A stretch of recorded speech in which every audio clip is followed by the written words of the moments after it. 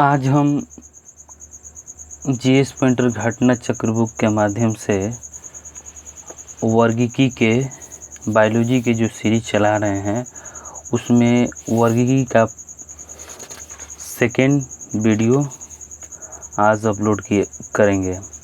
इसमें हम ये देख रहे हैं कि वर्गीकी से जो भी इम्पोर्टेंट क्वेश्चन आंसर्स हैं उनका हम रिवीजन कर रहे हैं। ये जितने भी आप प्रश्न देख रहे हैं आपको बीपीएससी, बिहार दरोगा, झारखंड जेपीएससी, ईपीएसआई, ईपी दरोगा में काफ़ी आपकी मदद करेंगे।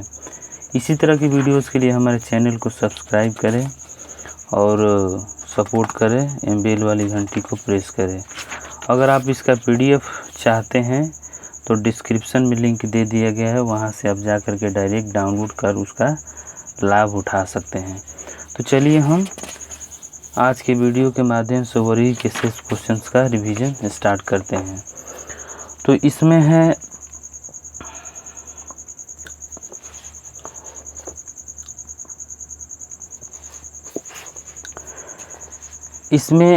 आज का पहला पॉइंट है कि आलू, शकरकंद, बंडा तथा जिमीकंद अधोभूमि उपादित सब्जियों में से एक रूपांतरित जड़ जो है वह है आपका शकरकंद।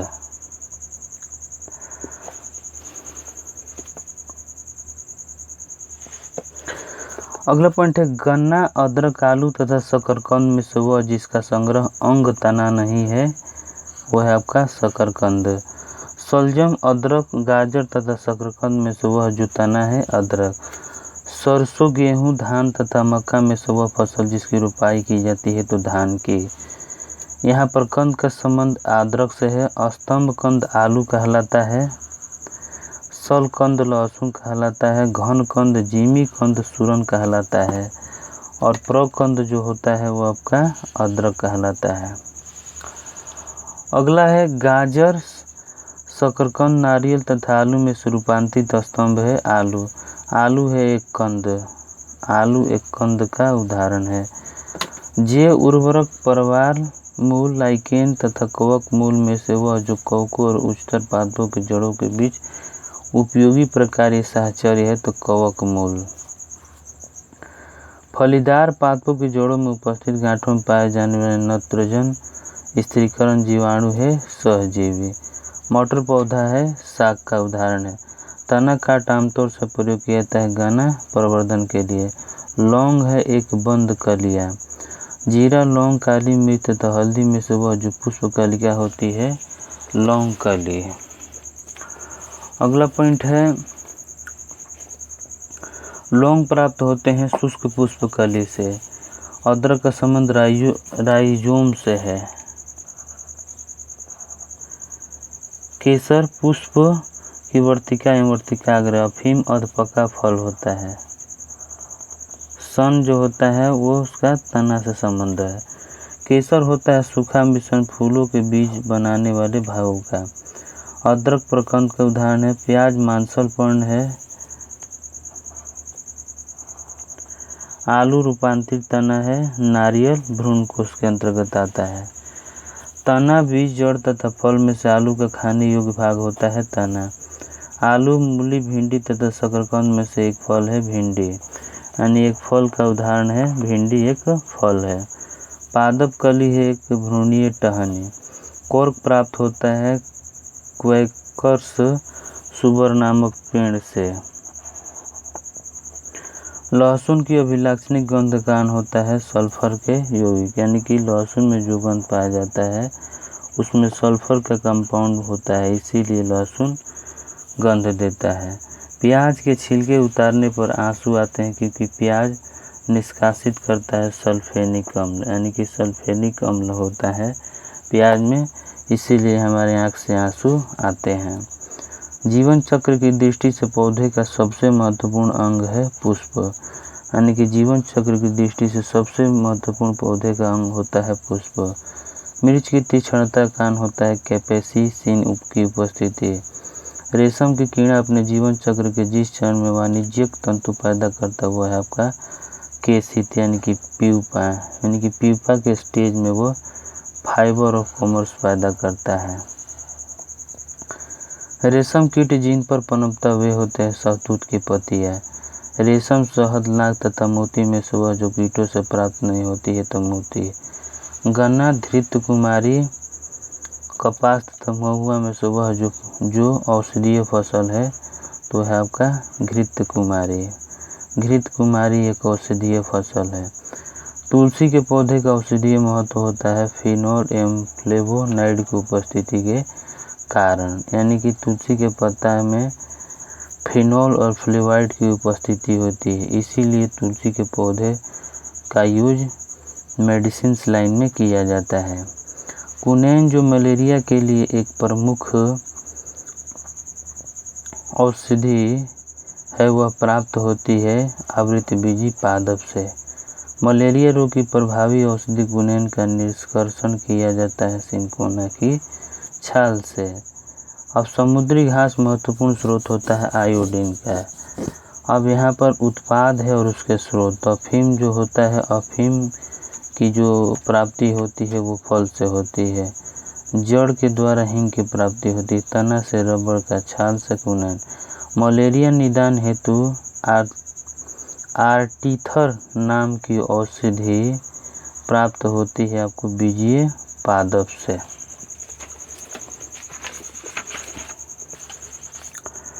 अगला है सिनकोना की छाल से प्राप्त औषधि को मलेरिया के उपचार के लिए प्रयुक्त किया जाता था। जिस कृत्रिम औषधि ने इस प्राकृतिक उत्पाद को प्रतिस्थापित किया है वो है आपका क्लोरोक्विनीन। लाइकेन, प्रोटोजोआ, साइनो जीवाणु तथा डायटम में से जीवों का वह समूह जिसका डूबने से हुई मृत्यु का पता लगाने महत्व है आपका डायटम। शहतूत का फल है सोरोसिस। सन, पटसन, जूट तथा कपास में से वह जो पौधे के तने का उत्पाद नहीं है तो कपास। लेग हीमोग्लोबिन पाई जाती है लेग्यूम मूल ग्रंथियों में। बौना, गेहूँ, शक्कर, मक्का, ट्रिटिकेल तथा सोयाबीन में से वह जो मानव निर्मित धान्य है तथा जो प्रकृति में नहीं पनपता है तो है आपका ट्रिटिकेल। कैनोला मानव भोग के लिए उगाई गई विशिष्ट प्रकार की तिलहन सरसों की किस्मों को निर्दिष्ट करता है। इन किस्मों की मुख्य विशेषता यह है कि इनके तेल में इरूसिक अम्ल की बहुत अल्प मात्रा होती है। कोडोट 1148 एक महत्वपूर्ण प्रजाति है गन्ने की। अब यहाँ पर मैचिंग वाले सवाल। सरसों की प्रजाति का नाम वरुणा है। मटर की प्रजाति का नाम सपना। आम, पपीता की, आलू की प्रजाति का नाम हो जाएगा आपको सूर्या। मूंगफली के प्रजाति का नाम हो जाएगा आपको कौशल। सूक्ष्म जीवाणु बैक्टीरिया को देखा जा सकता है कंपाउंड दूरबीन द्वारा, कंपाउंड दूरबीन के द्वारा। स्पंजी टिश्यू, स्पंजी ऊतक एक ऐसी गंभीर समस्या है जिसके कारण आम की जिस प्रजाति का निर्यात को प्रभावित हो रहा है वह है आपको अल्फांसो। यहाँ पर कथन और कारण में दो स्टेटमेंट है। कथन में दिया है कि कुछ जीवाणु अपना भोजन संश्लेषित कर सकते हैं, ये बात सही है। कारण, इन जीवाणुओं में हरा पदार्थ जो हरित लवक कहलाता है पाया जाता है, ये गलत है। यानी कि केवल कथन सही है, कारण गलत है। अब यहाँ में से बताना है 3 पॉइंट दिया है, इसमें बताना है कि कौन सत्य है। तो हम बताते हैं, पहला पॉइंट दिया है ये जीवित व मृत की सीमा रेखा पर होते हैं। जीवाणु के विषय में कहा जा रहा है, नहीं तो ये गलत है। ये वनस्पति और जानवर की सीमा रेखा पर होती है, ये भी बात गलत है। ये फूल देने वाले और फूल न देने वाले वनस्पति, ये भी बात गलत है। यानी कि तीनों के तीनों ये बातें सूक्ष्म जीवाणु बैक्टीरिया के बारे में गलत है। यानी कि उपयुक्त में से कोई भी बात सत्य नहीं है। अगला दिया है फिर कथन कारण का सवाल दिया है। कथन में दिया मरुस्थलीय पौधों के जड़ तंत्र काफ़ी लंबे होते हैं, एकदम बात सही है। कारण क्या है कि मृदा व उच्च तापमान जड़ विकास को प्रोत्साहित करता है, ना ये गलत बात है। यानी केवल कथन सही है और कारण गलत है। मरुस्थलीय पौधों की जड़ें लंबी होती है क्योंकि जड़ें पानी की तलाश में लंबी हो जाती है, एकदम बात सही है।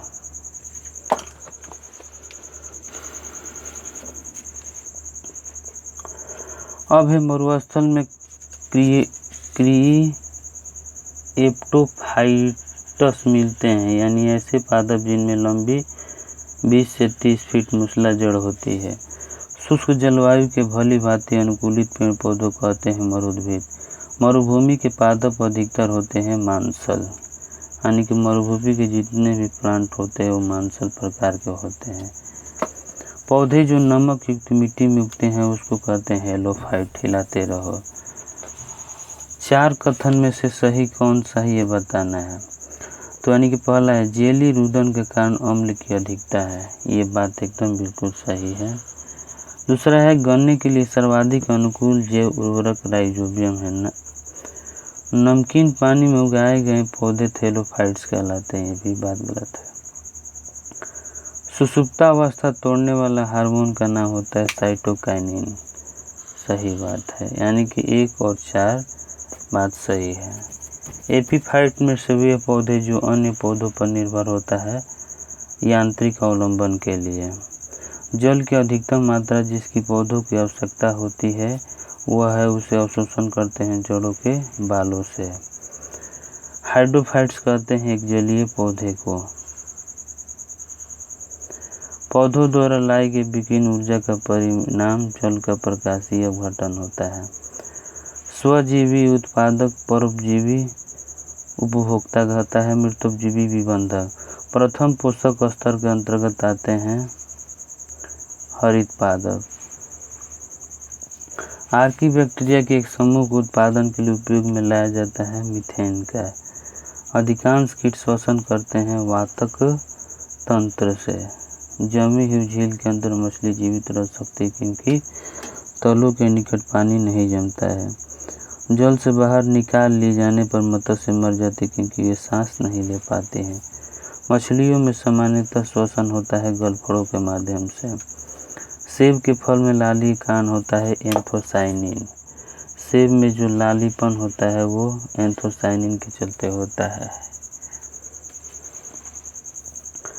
टमाटर में लाइकोपिन के चलते लाल रंग होता है। पपीते में पीला रंग जो होता है कैरिका जेंथिन के चलते होता है।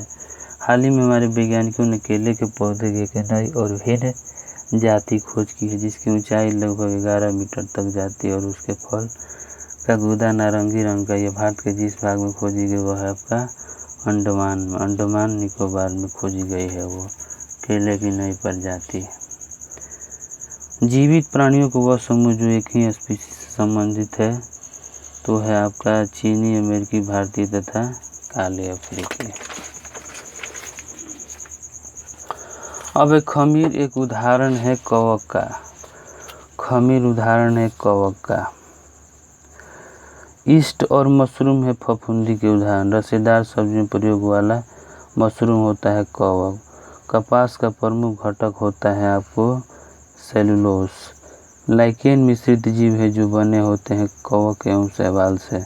लाइकेन जो एक नग्न चट्टान पर भी पारिस्थितिक अनुक्रम को प्रारंभ करने में सक्षम है वास्तव में सहजीवी साहचर्य है शैवाल और कवक के।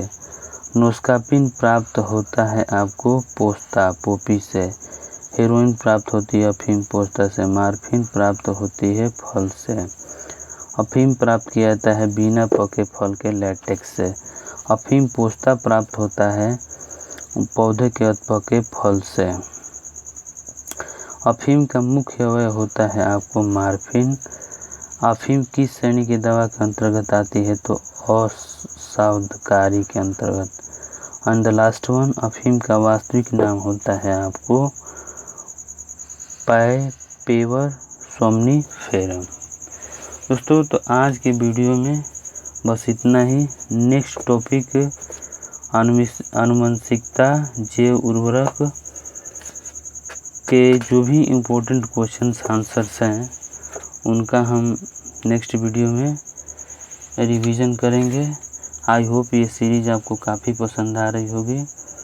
अगर कोई प्रॉब्लम या सुझाव है तो अपना मैसेज कमेंट बॉक्स में पूछ सकते हैं। और हाँ, चैनल पर नए हो तो चैनल को सब्सक्राइब करें, वीडियो को लाइक एंड शेयर करें। वीडियो को देखने के लिए धन्यवाद।